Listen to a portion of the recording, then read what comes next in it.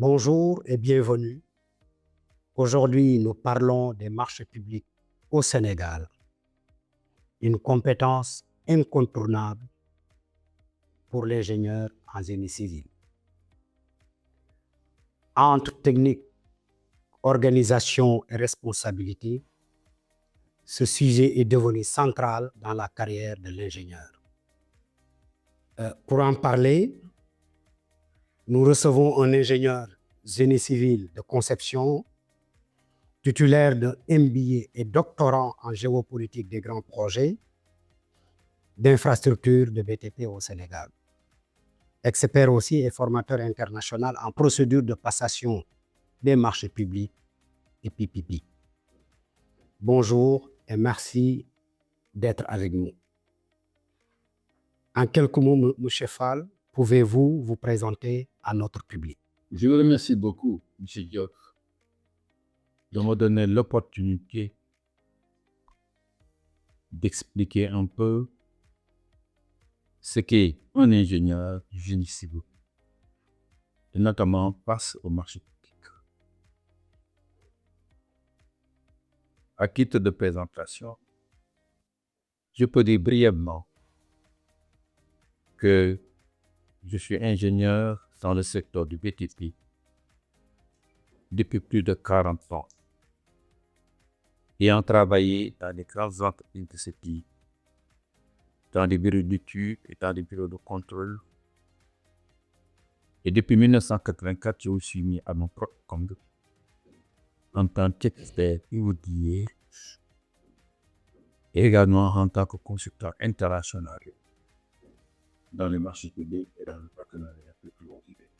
Merci, M. Fall, pour rentrer dans le vif du sujet. Étant donné que le marché public est un élément très important dans le génie civil, nous allons démarrer en vous posant la question à savoir pourquoi dites-vous que les marchés publics sont aujourd'hui une compétence incontournable pour l'ingénieur en génie civil? Merci beaucoup, M. Diop. Vous savez comme moi que l'ingénieur du génie civil, appelé antérieurement ingénieur du bâtiment et des travaux publics, est un généraliste de par sa formation, car son rôle et ses responsabilités dans le secteur du BTP, c'est à la fois de réaliser des ouvrages techniquement acceptables, mais en amont, de les planifier, de les suivre, de les manager au sens global du terme. Et qui dit management dit d'amont en aval. Étude de conception, suivi, évaluation, réalisation, réception. Or, voilà des paramètres extrêmement importants qui sont régis par une réglementation. Au Sénégal, nous avons des codes qui agissent sur tout cela, tels que le code de l'urbanisme, tel que le code de la construction. Mais il s'agit ici spécifiquement du code des marchés publics dont nous allons parler. D'accord, M. Fall. Merci de nous faire ces précisions. Mais qu'est-ce qui a changé ces dernières années pour que cette compétence devienne encore sous-estimée par les ingénieurs? Je me suis aperçu à travers mes missions au plan national comme au plan international, c'est-à-dire notamment dans la sous-région UEMOA. Je me suis rendu compte qu'il y a eu l'émergence de nouveaux codes des marchés publics. Et ce nouveau code, basé sur l'impartialité, sur la transparence, sur l'équité et aussi sur l'économie budgétaire des pays concernés, impose de nouvelles règles assez révolutionnaires qui font que toutes les entreprises qui veulent gagner des marchés publics doivent compétir. C'est vrai. et quels sont les cadres les plus appropriés pour faire gagner à leurs entreprises respectives des marchés, ce sont les ingénieurs de génie civil et de BTP. Or, les formations traditionnelles d'ingénieurs à l'époque n'incluaient pas de modules spécifiques et développés et détaillés sur les marchés techniques. Or, un ingénieur embauché dans un bureau d'études ne pourra valablement pas répondre convenablement à un appel d'offres s'il ne maîtrise pas toutes les astuces et toutes les arcanes du code des marchés publics. En quoi les marchés publics dépassent-ils le simple cadre administratif pour devenir vraiment un véritable enjeu technique? Les bailleurs de fonds ont constaté, notamment en Afrique, que du fait de fortes déviations, on peut en citer la corruption, la concussion, les marchés qui sont artificiellement gonflés. D'abord, l'économie de notre pays était devenue très oblitéraire par ces déviations-là. Ensuite, les marchés publics représentent plus de 90% des investissements de notre pays. À ce propos d'ailleurs, vous savez qu'en Afrique, le déficit de nucléaire, ce sont les infrastructures structurantes, telles que les routes, l'eau, l'assainissement, etc. Et pour gagner un marché public, il y a des critères bien définis. Ces critères-là ne sont pas seulement des critères techniques, ce que l'ingénieur maîtrise de par sa profession.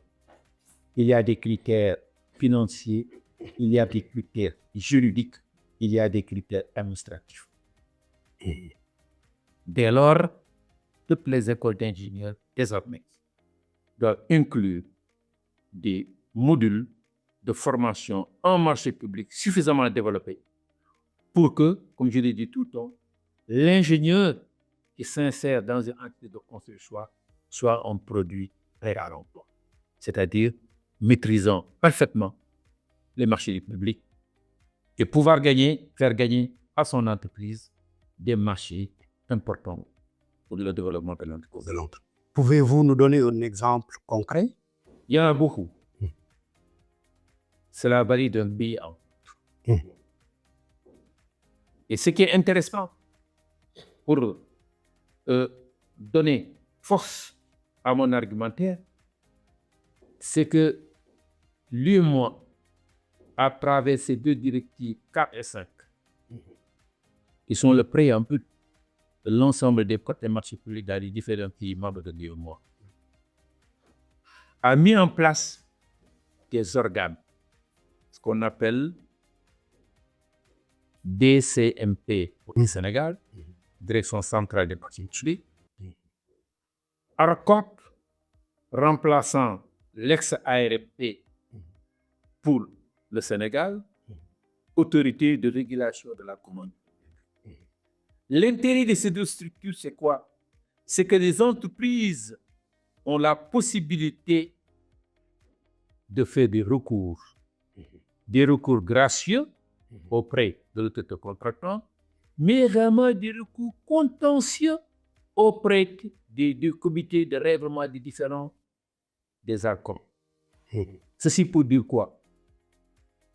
Que les autorités contractantes, notamment les ministères, n'ont plus la possibilité de faire tout ce qu'ils veulent. Donner un marché à un entrepreneur de son choix ne peut plus être qu'une exception. Les choses doivent se passer selon les règles, c'est-à-dire en respectant tous les critères de l'appel d'offres. Et si un entrepreneur se sent lésé il a le droit de recourir aux instances de recours, notamment l'ARCOM, qui a la possibilité de casser les marchés et de les attribuer à qui de droit. D'accord. À cet effet, M. Mamadou Fall, expert en marché public, on sait comprendre l'importance des marchés publics. C'est aussi comprendre les responsabilités qu'ils impliquent pour l'ingénieur. C'est pourquoi je voulais savoir à quel moment précis un ingénieur engage-t-il sa responsabilité dans un marché public, soit dès les études, ou à la signature, ou à l'exécution du marché. Très bonne question. L'ingénieur, en tant que responsable, est interpellé d'amont en aval. Car, que ce soit la conception, que ce soit la réalisation, que ce soit la réception des travaux, tout sera est prévu dans le code des marchés publics. Je prends un exemple. Une route. Au moment de la conception, les études doivent faire l'objet d'un appel d'offres pour choisir les meilleurs concepteurs, architectes, ingénieurs, consultants. Tout cela est prévu par le Code des marchés publics. À la phase d'exécution, compte tenu de l'importance du marché, on peut lancer des appels d'offres ouverts, des appels d'offres restreints, des appels d'offres en procédure d'urgence, et quelquefois même, mais rarement, des marchés par entente directe. Mais ceci est totalement encadré par le Code. Pour faire valoir d'un marché par entente directe, qu'on appelait antérieurement gré à gré, il faut des motifs très valables et parfaitement justifiés et encadrés par le Code des marchés publics.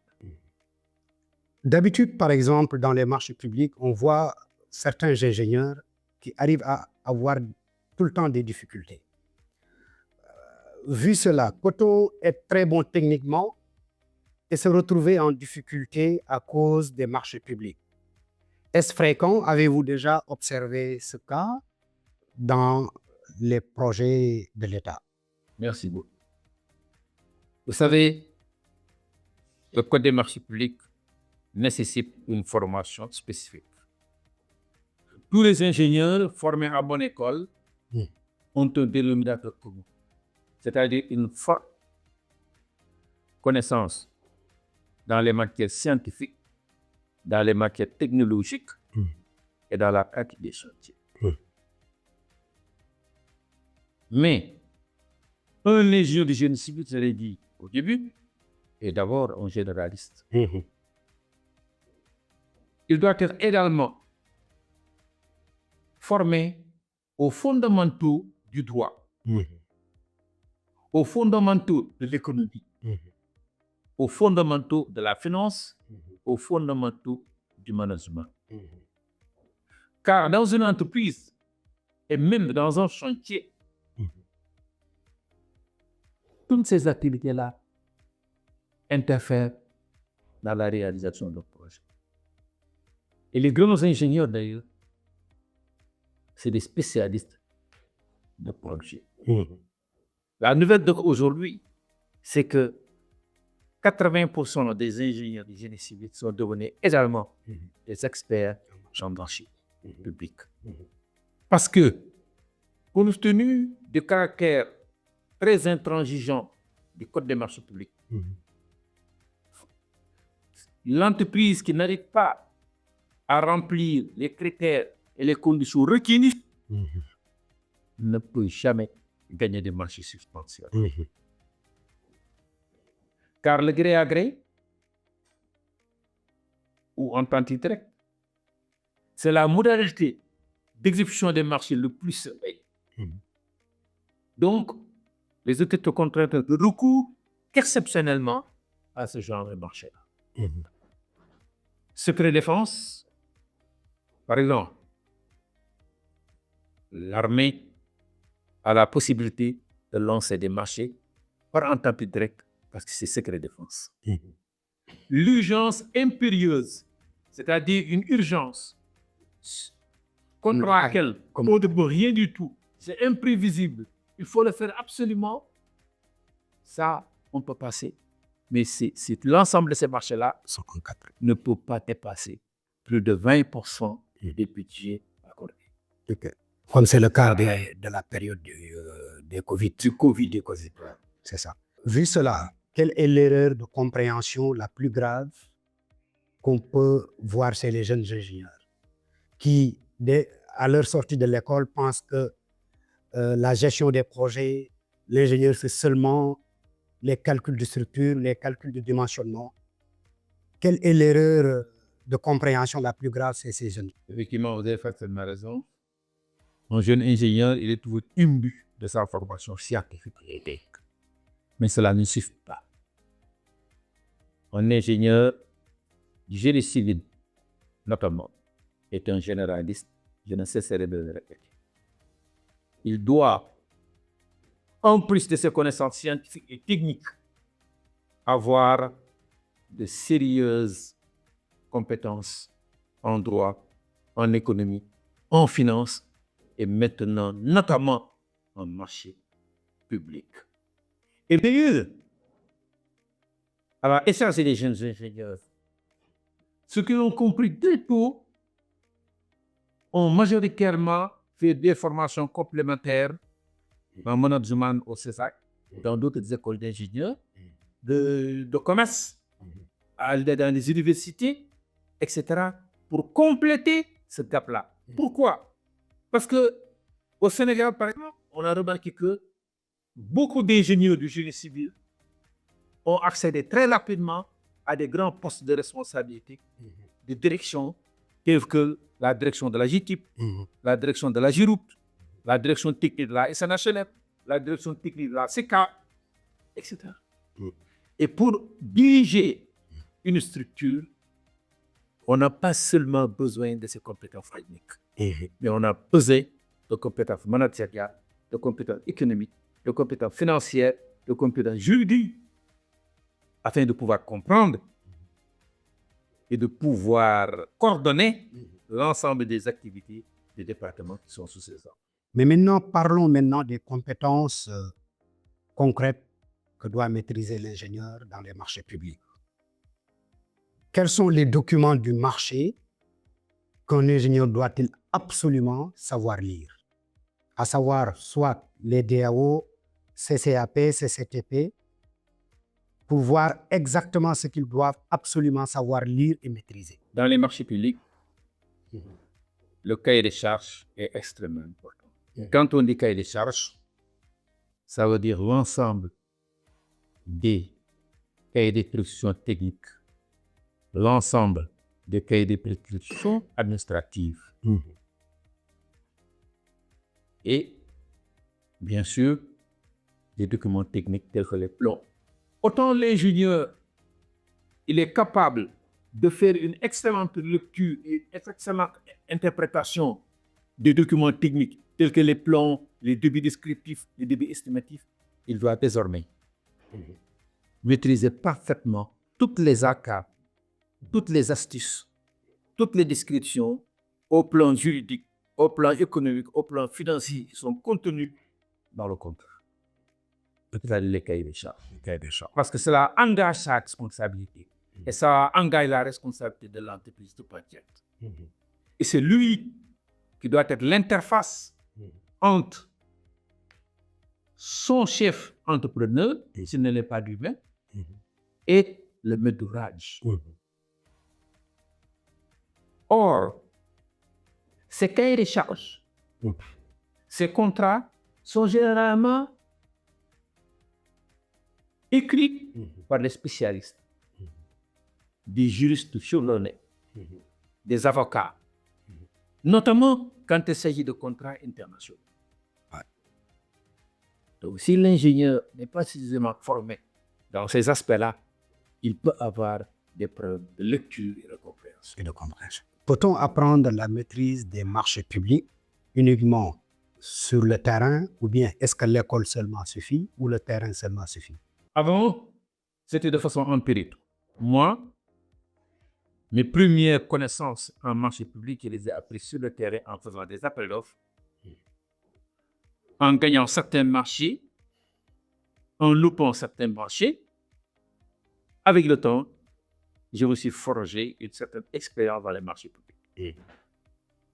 Mais plus tard, j'ai compris qu'il fallait faire un renforcement des capacités par une formation de formateurs sur les aspects éminemment juridiques. Et c'est dans cette optique-là qu'il faut s'orienter. Un ingénieur, maintenant dans certaines écoles, il y a un module sur les marchés publics. Il n'est pas suffisant. À sa sortie, il faut que l'ingénieur ait son code des marchés publics, qu'il lit, il relit, et au besoin, aller faire des certificats complémentaires dans les instituts spécialisés dans le code des marchés publics. Moi, j'ai tout le temps boycotté les marchés publics. Avec vous. Ouais. Comme l'imam Dans à son Coran, ou comme le pape à sa Bible. Effectivement. Parce qu'on ne peut pas l'apprendre à cœur, mais on doit en comprendre la quintessence et se référer aux articles concernés à chaque fois que le besoin se fait sentir.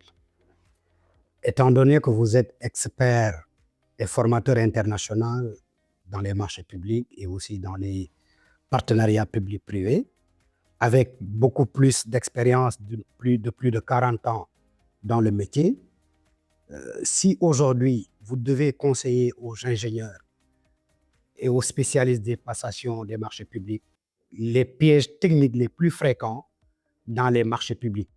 Oui. Aux ingénieurs et aux acteurs des marchés publics, le conseil que je vais donner, c'est de régulièrement actualiser leurs connaissances dans les marchés publics parce que le code change, il est remis en cause, il est tout le temps repris. Donc, une mise à jour régulière s'impose. Mais, à chaque fois qu'ils ont un appel d'offres précis, faire une très bonne lecture des conditions particulières et de tous les items concernant le cahier des charges et les contraintes des marchés concernés. Okay. Maintenant, je m'adresse à l'État. L'État également doit faire des efforts vis-à-vis des entreprises nationales qui sont tout le temps en face d'entreprises à caractère multinational. Je prends un exemple ici. L'offre spontanée. Dans le Code des marchés publics, nous considérons, et tout le patronat le considère au but titre que nous, que la barre est très élevée. Car pour proposer une offre spontanée, il faut au moins un projet de supérieur ou égal à 50 milliards. Résultat des comptes. Depuis l'avènement du nouveau code et au Sénégal, il n'y a que les entreprises multinationales qui ont présenté des offres spontanées et qui ont donc réalisé des marchés par entente directe. Il faudrait qu'on puisse permettre à nos entreprises nationales de proposer également des offres spontanées. Et pour cela, je demande la reformulation de l'article 83 du Code des marchés publics en faisant des paliers. Par exemple, dire que les entreprises non communautaires à vocation internationale, OK, supérieures ou égales à 50 milliards. Mais les entreprises communautaires, un palier de 30 milliards. Et pour les entreprises nationales, descendre jusqu'à l'intervalle de 10 à 20 milliards.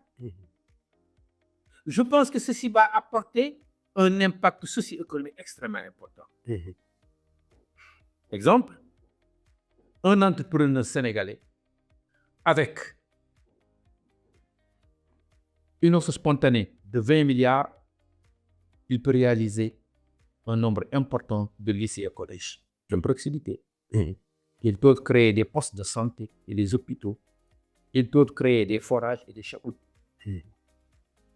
Et ça va mettre en place un financement endogène.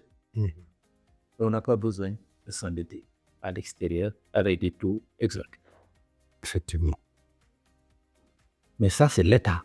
Il doit prendre en charge cela et changer courageusement certains aspects du Code des marchés publics pour permettre à nos entreprises nationales de proposer des offres spontanées comme les entreprises étrangères.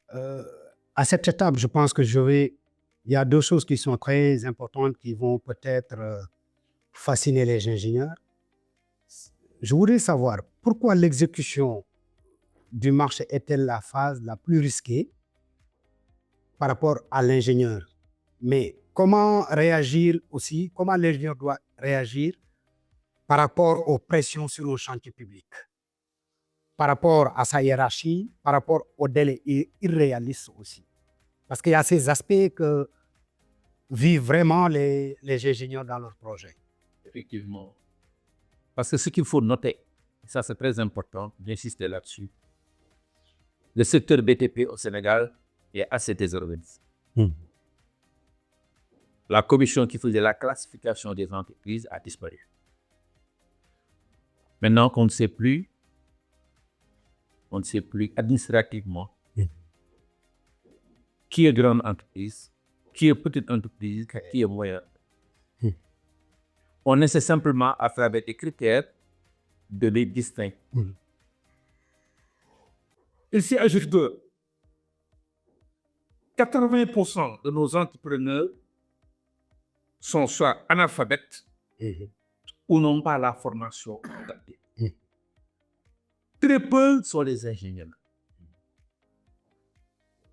Donc, l'ingénieur qui est embauché dans cette entreprise doit suppléer, assister, encadrer, aider dans le management son chef d'entreprise s'il n'a pas la qualification qu'il faut. Il devient véritablement le grand responsable. Et à ce niveau-là, les pièges sont nombreux.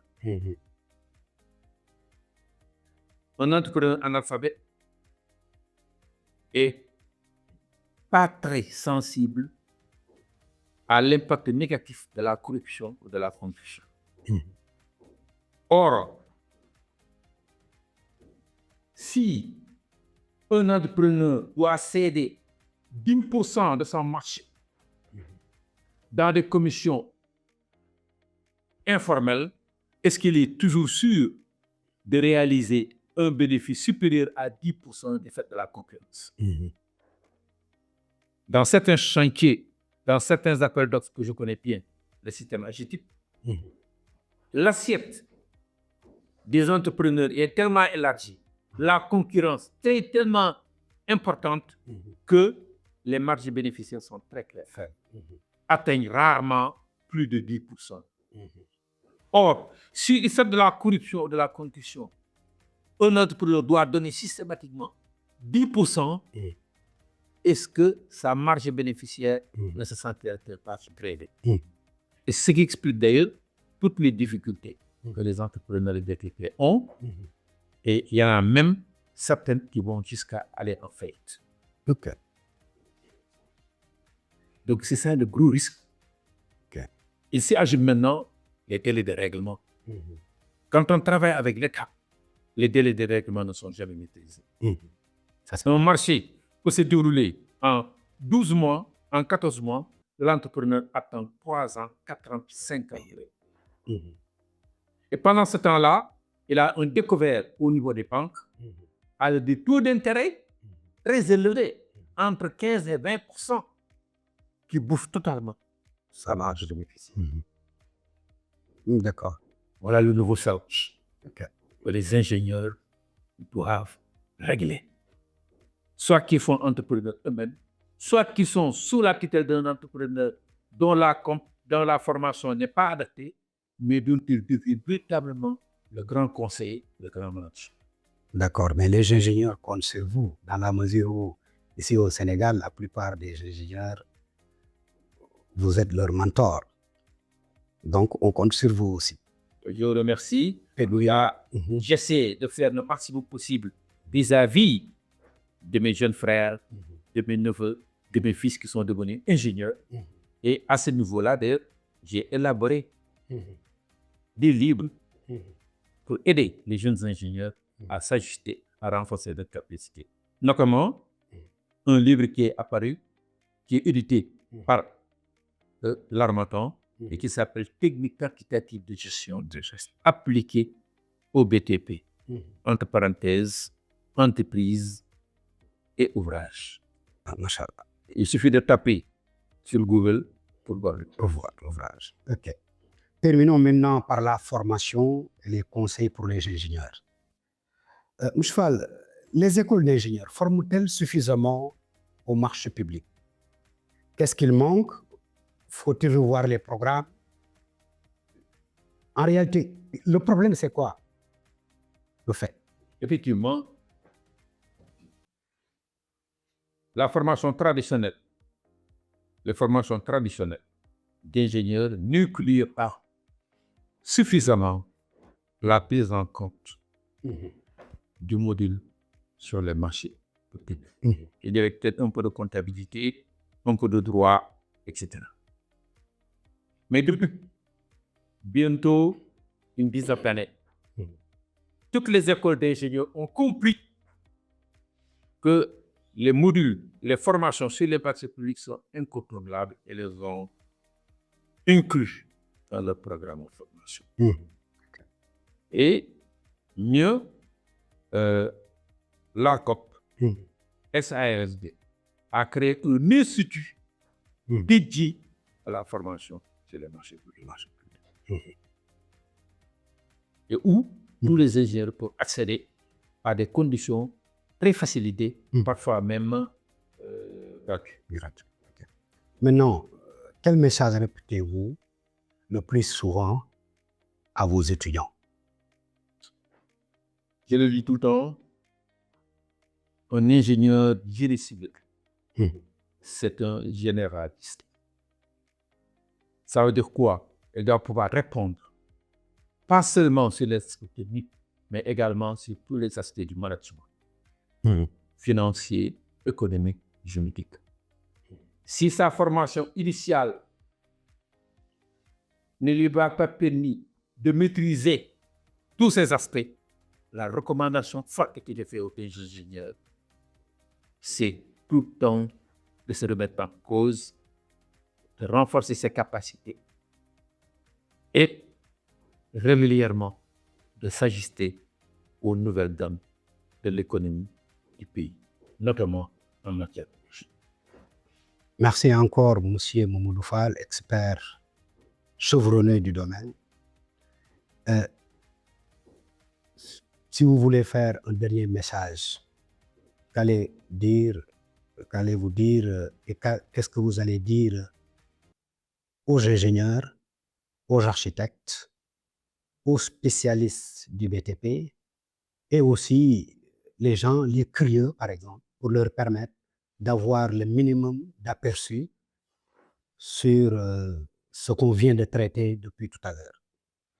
Merci beaucoup. Mon dernier mot, ça va être que aujourd'hui, avec les nouvelles technologies de l'information, non seulement les écoles se sont réajustées à la nouvelle donne, mais également avec Internet, avec l'IA.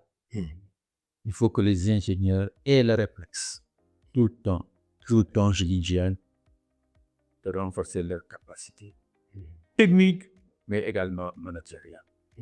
Je dis que quand on dit qu'un ingénieur, il est bon, ce n'est pas par le nombre d'équations différentielles ou intégrales qu'il sait résoudre, mais par sa capacité de communication, de débat avec d'autres des spécialités différentes, que sont les économistes, que sont les inspecteurs des impôts et domaines, que sont les députateurs civils. Et ça, c'est extrêmement important. Il faut que les ingénieurs le sachent. Et ça, les grandes écoles l'ont compris depuis très longtemps. tels que Polytechnique, qui fait des links désormais avec les grandes écoles de commerce telles que HEC ou SUDO. L'ingénieur, pour moi, je taquine souvent en lui disant que l'ingénieur du génie civil, c'est l'ingénieur des ingénieurs. Parce qu'il n'est pas confiné dans ces spécialisations telles que l'électricité, telles que l'hydraulique, telles que le roc. C'est un ingénieur généraliste. Pour conclure, retenons que l'ingénieur en génie civil ne peut plus aujourd'hui se limiter à la seule maîtrise technique. La compréhension et la maîtrise des marchés publics sont désormais indispensables pour exercer avec responsabilité et efficacité. Merci à notre invité pour la qualité de ses éclairages et le partage de son expérience. Pour continuer à approfondir les enjeux du génie civil et des infrastructures, abonnez-vous à la chaîne Les Chantiers du Sénégal, l'abreuvoir technique du BTP. À très bientôt pour une nouvelle émission. Je vous remercie.